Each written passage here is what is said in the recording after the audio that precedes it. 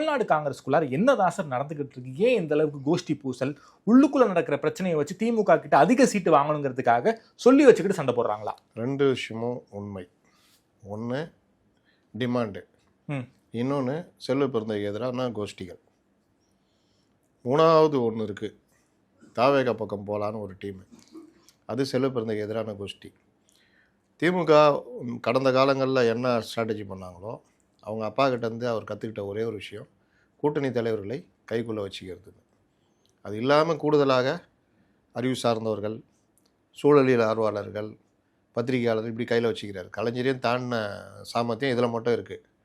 அப்போது இந்த காங்கிரஸ் ஒவ்வொரு பீரியட்லேயுமே காங்கிரஸ் தலைவர்களாக இருக்கிறவங்க அந்த ஆளுங்கட்சிக்கு சப்போர்ட்டாக இருப்பாங்க. 91, 96 அப்படி ஊரே எதிர்த்து பேசிச்சு அதிமுக அரசை. அன்றைக்கி இருந்த எதிர்கட்சி தலைவரோ அன்றைக்கி இருந்த காங்கிரஸோ அப்படி இருந்தாங்க கூட. இந்த மாதிரி பல உதாரணங்கள் நம்மளால் சொல்ல முடியும். 2006 to 2011. ஆமாம். அப்போ அந்த மாதிரி தான் இப்போவும் இருக்கிறவங்களும் இருக்காங்க. என்னென்னா முன்னெல்லாம் கம்யூனிஸ்ட் கட்சிகளோ மற்றவர்களோ கொஞ்சம் போர்க்கொடி தூக்குவாங்க. இந்த தடவை எல்லாருமே காங்கிரஸ் மாதிரி ஆயிட்டாங்க.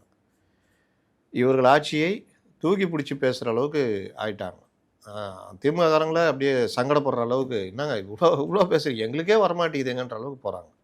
அப்போ காங்கிரஸ்குள்ளே இந்த 3ஆம் டாபிக் சொன்னல, அதில் ஒன்று காங்கிரஸ்குள்ளே செல்வ பெருந்தகை அவர் டேர்ம் முடிய போகுது. 2 தடவை வந்துட்டார். சட்டமன்ற தேர்தலுக்கு அப்புறம் அவன் தலைவரை மாற்றுவாங்க. அப்போ இந்த டைமில் யார் வர்றதுன்றத ஒரு பெரிய போட்டி ஓடுது. குறிப்பாக மாணிக் தாக்கூருக்கு, நம்ம இவங்களுக்கு கார்த்திக் சிதம்பரத்துக்கு ஆசை இருக்குது போல இருக்கே. கார்த்திக் சிதம்பரத்துக்கு வரத்துக்கு வாய்ப்பு இல்லைன்னு சொல்கிறாங்க. அதெல்லாம் அவருக்கு ஆசை இருக்குது போல இருக்கு. ஆசை எல்லாருக்கும் தானே இருக்கும். KS அழகிரியே மறுபடியும் இருக்கீங்கன்னா ரைட்டுன்னுவார், நான் முடியாதுன்னு சொல்லுவாரா? 2வது இந்த ஸ்ட்ராட்டஜிஸ்ட்டு கூட, இந்த இப்போ எப்படி விஜய்க்கு ஒரு முட்டு சந்து ஜான் ஆரோக்கியசாமியோ அந்த மாதிரி ராகுலுக்கு ஒரு முட்டு சந்து பிரவீன் சக்கரவர்த்தி. அவர் என்ன சொல்லுவார், சார் நீங்கள் போகிறீங்க படகுலேருந்து அப்படியே குச்சி நீச்சல் அடிக்கிறீங்க சார், நீச்சல் அடித்தா 10 தொகுதி ஜெயிச்சிடலாம் சார். இந்த பைத்தியகார தந்தெல்லாம் எங்கே தான் கண்டுபிடிச்சாங்கன்னு தெரில.